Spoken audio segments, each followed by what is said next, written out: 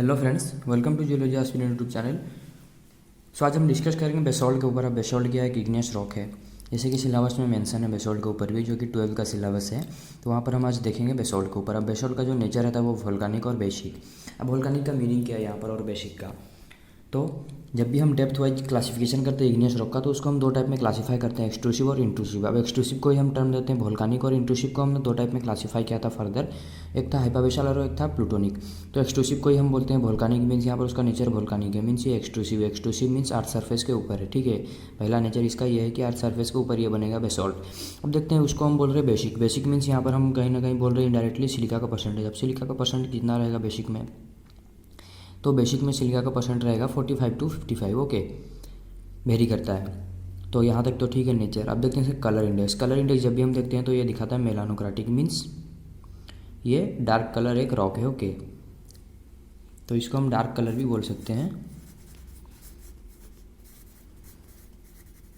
But petrological term में हम इसे बोलते हैं मेलानोक्राटिक, ओके। अब इसका टेक्सचर देखेंगे, टेक्सचर क्या है।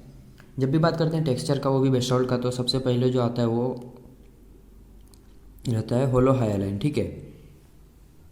होलो हाइलाइन मीन्स यहाँ पर जो क्रिस्टल रहेंगे वो डेवलप उतना नहीं कर सकेंगे, तो मीन्स यहाँ पर टेक्सचर जो रहेगा ग्लासी रहेगा, ठीक है, स्मूथ रहेगा, ठीक है। उसका सरफेस जो रहेगा बेसोल्ट रॉक का सरफेस उसका स्मूथ रहेगा, मीन्स यहाँ पर क्रिस्टल का जो ग्रोथ है या फिर क्रिस्टल जो ग्रेन जो ग्रो करेंगे उतना टाइम नहीं मिलेगा उसे ग्रो करने के लिए। टाइम क्यों नहीं मिलेगा? क्योंकि ये वोल्केनिक डेप्थ में, आप डेप्थ का बात कर रहे हैं जब, या फिर क्लासिफिकेशन करें तो हम इसे बोल रहे हैं volcanic. Volcanic means earth surface के ऊपर।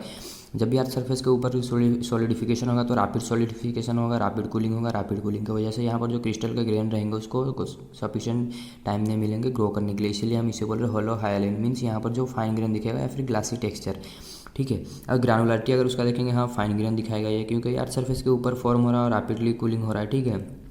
अब इसका अगर देखेंगे शेप, तो मतलब इंडिविजुअल जो क्रिस्टल रहते हैं उसका फेस का शेप देखेंगे, मतलब क्रिस्टल का शेप देखेंगे तो वो रहेगा सबहेड्रल टू अनहेड्रल, ओके।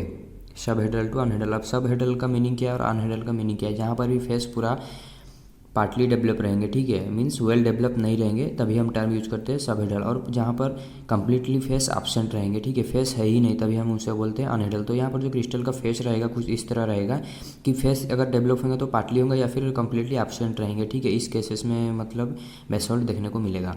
और इसका अगर नेक्स्ट देखते हैं इसका टेक्सचर, म्यूचुअल रिलेशनशिप ऑफ, मतलब जो मिनरल ग्रेन के अंदर देखते हैं तो इन इक्विग्रानुलर, मीन्स यहाँ पर जो ग्रेन का साइज में वेरिएशन आने वाला है, मीन्स कोई भी ग्रेन एक साइज का नहीं दिखेगा, ठीक है।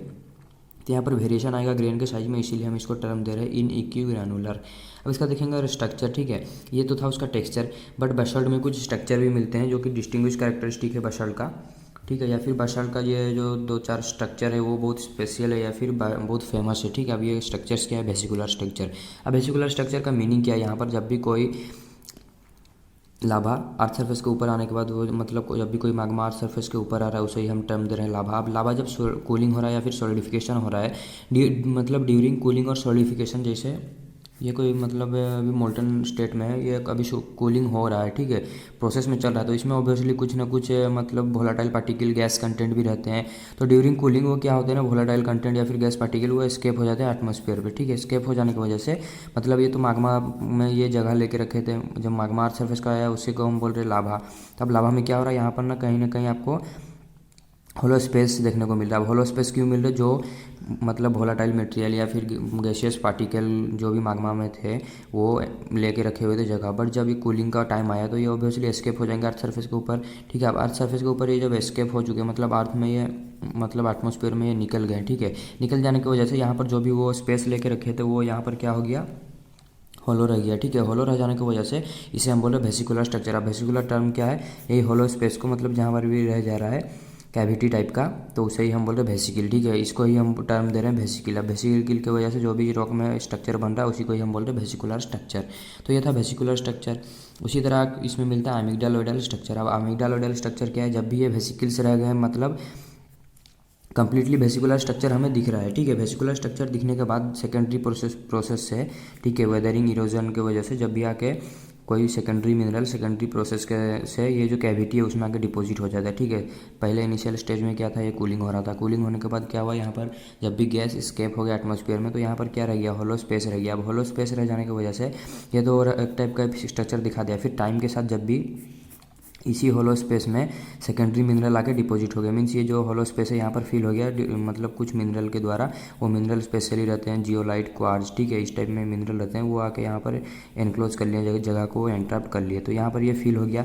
अब फिल हो जाने के बाद इसी स्ट्रक्चर को ही हम बोल रहे हैं एमिग्डालोइडल स्ट्रक्चर। तो ये स्ट्रक्चर ऑब्वियसली आपको बसाल्ट में ही देखने को मिलेगा, ठीक है। और एक रहता है पिलो स्ट्रक्चर। अब पिलो स्ट्रक्चर का मीनिंग क्या है, यहाँ पर पिलो शेप में बसाल्ट देखने को मिलेगा। पिलो शेप का मीनिंग क्या है, ये अगर ओशन का फ्लोर है, ठीक है, यहाँ पर वाटर है, तो एवरेज अगर डेप्थ हम देखते हैं 6 किलोमीटर, ठीक है, 4 किलोमीटर टू, मतलब वेरी करता है डिफरेंट डिफरेंट ओशन में। तो एवरेज अगर हम लेंगे तो ये हम बोल सकते हैं 4 किलोमीटर, 6 किलोमीटर, चलिए कंसिडर करते हैं 6 किलोमीटर, ठीक है। तो यहाँ पर डेप्थ क्या है, एवरेज 6 किलोमीटर ओशन का। तो 6 किलोमीटर के नीचे मतलब यहाँ पर वाटर है, ठीक है, वाटर है 6 किलोमीटर। तो वाटर 6 किलोमीटर में है। यहाँ पर क्या हो रहा है, माग्मा, मतलब जो इंट्रूजन हो रहा है, ठीक है, अर्थ, मतलब इंट्रूजन होने की वजह से यहाँ पर क्या हुआ, जो बेसल्ट आया वो पिलो शेप में लेता है। जितना हम उसका पूरा अगर देखेंगे ओशन का सरफेस में टेम्परेचर अगर देखेंगे 4 डिग्री सेल्सियस रहता है। तो नियर अबाउट अगर हम बोल सकते हैं इतना टेम्परेचर का जब माग्मा आ रहा है 4 डिग्री सेल्सियस पे, तो वो पिलो शेप ले लेता है, ठीक है, इस टाइप में। और ये फेनोमेना कहाँ देखने को मिलेगा आपको, इस टाइप का स्ट्रक्चर ऑब्वियसली मतलब ओशन का फ्लोर में, ओशन का फ्लोर में देखने को मिलेगा। तभी हम इसे बोल रहे हैं पिलो स्ट्रक्चर, ठीक है, पिलो शेप ले ले रहा है, इसीलिए हम इसको बोल रहे हैं पिलो स्ट्रक्चर। और ये ओशन का बेसिन में देखने को मिलेगा, मतलब ओशन का बेस पे। और स्पेशली स्पिलाइट टाइप का जो बसाल्ट है उसके द्वारा देखने को मिलेगा, ठीक है। अब देखते हैं इसका मिनरलोजिकल कंपोजिशन। मिनरलोजिकल कंपोजिशन का मीनिंग क्या है यहाँ पर। तो जब भी हम रॉक टाइप्स देखते हैं तो हम मिनरलोजिकल कंपोजिशन भी देखते हैं। मिनरलोजिकल कंपोजिशन में हमने मिनरल को 2 टाइप में क्लासीफाई किया। मिनरलोजिकल कंपोजिशन को 2 टाइप में हम क्लासीफाई करते हैं, essential mineral and accessory mineral. अब एसेंशियल मिनरल का मीनिंग क्या है, एसेंशियल मिनरल का मीनिंग यही है, जब भी कोई रॉक आइडेंटिफिकेशन करना है तो एसेंशियल मिनरल का उसमें सबसे ज़्यादा रोल रहता है। मीन्स कोई भी मिनरल को अगर मतलब रॉक को आइडेंटिफाई करना है तो एसेंशियल मिनरल के द्वारा ही हम करते हैं। बट एक्सेसरी मिनरल का अब काम क्या, एक्सेसरी मिनरल रहे या ना रहे उससे कोई ज़रूरत नहीं पड़ता रॉक को आइडेंटिफिकेशन के लिए। मीन्स ये बहुत माइनर अमाउंट में रहते हैं, ठीक है। अगर ये एसेंशियल मिनरल 95% में है तो एक्सेसरी 5% में रहेंगे, ठीक है। ये माइनर अमाउंट में, इसीलिए रॉक को आइडेंटिफिकेशन करने के लिए इनका हेल्प चाहिए नहीं होता, या फिर इनका जो रहना या नहीं रहना इससे कुछ मैटर नहीं करता रॉक को आइडेंटिफिकेशन करने के लिए। रॉक को आइडेंटिफिकेशन करने के लिए एसेंशियल मिनरल ही काफ़ी है, जो कि यहाँ पर एसेंशियल मिनरल का अगर बात करें प्लाजियोक्लेज है एंड पायरोक्सिन है। बट जब देखते हैं एक्सेसरी मिनरल इन बेसल्ट तो ओलिविन मिलेगा, we have biotite, hornblende, augite and hypersthene. Next आप देखते हैं इसका मोड ऑफ ऑकरेंस। तो मोड ऑफ ऑकरेंस जब भी देखेंगे बेसल्ट का, तब इसका मोड ऑफ ऑकरेंस में क्या क्या आता है, ठीक है। लावा फ्लो, ठीक है, मोड ऑफ ऑकरेंस मीन्स ये लावा फ्लो के रूप में आपको देखने को मिलेगा। मोड ऑफ ऑकरेंस बात कर रहे हैं तो ये ऑब्वियसली जब भी आप देखिए एक्सट्रूसिव में मिलेगा। एक्सट्रूसिव में क्यों मिलेगा, क्योंकि ये इसका नेचर ये वोल्केनिक का, वोल्केनिक मीन्स अर्थ सरफेस के ऊपर, और अर्थ सरफेस के ऊपर जो भी मतलब रॉक दिखता है उसे ही हम बोल रहे हैं एक्सट्रूसिव रॉक। तो एक्सट्रूसिव रॉक में आपको देखने को मिलेगा लावा फ्लो, मीन्स ये अर्थ का सर्फेस है, यहाँ पर आ गया माग्मा और यहाँ पर निकल गया, ऐसे ही हम टर्म दे रहे हैं लावा, इसके नीचे माग्मा, ठीक है। तो यहाँ पर ये फ्लो करता है, ठीक है। फ्लो क्यों करता है, मोबाइल रहने की वजह से। इसका प्रॉपर्टी जो रहता है मोबाइल रहता है, लेस विस्कस रहता है, इसीलिए ये बहुत दूर एरिया में फ्लो करता है, ठीक है। फ्लो करने की वजह से इसे ही हम बोल रहे हैं लावा फ्लो। और कुछ कहीं कहीं आपको देखने को मिलेगा डाइक के रूप में। और डाइक किस टाइप का, स्मॉल डाइक का। डाइक किसको हम बोल रहे हैं, जो भी रॉक बेड के साथ मतलब क्रॉस कट रिलेशनशिप दिखाता है, जो भी इग्नियस बॉडी, उसे ही हम बोल रहे हैं डाइक। तो इस टाइप में भी आपको देखने को मिलेगा, रॉक बेड के साथ क्रॉस कट रिलेशनशिप दिखाएगा और स्मॉल साइज में रहेगा, इसे ही हम बोल रहे हैं डाइक, ठीक है। तो बेसल्ट आपको डाइक के रूप में देखने को मिलेगा, लावा फ्लो के रूप में, और ओशन फ्लोर में भी देखने को मिलेगा, ठीक है। वर्ल्ड वाइड अगर देखें, मतलब वर्ल्ड वाइड मतलब पूरा अगर वर्ल्ड में देखें जहाँ पर भी आप ओशन देख रहे हैं तो उसका फ्लोर में आपको बेसल्ट ही देखने को मिलेगा, जो कि हमने अभी डिस्कस किया था पिलो स्ट्रक्चर, ठीक है। ओशन का फ्लोर में जो रहता है उसे ही हम बोल रहे हैं बेसल्ट। तो ये कोई एक पर्टिकुलर ओशन का बात नहीं हो रहा, पूरा वर्ल्ड का, ठीक है। वर्ल्ड वाइड जहाँ पर भी आप देखिए जितने भी ओशन है उसका बेस में आपको मतलब देखने को मिलेगा बेसल्ट, ओके, बेसल्ट।